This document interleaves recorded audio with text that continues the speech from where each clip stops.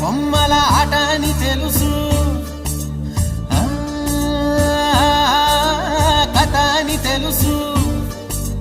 కథ అని తెలుసు, కథలన్నీ కంచికే చేరునని తెలుసు, తెలుసు తెర తొలుగుతుందని, తెలుసు తెల్లారుతుందని,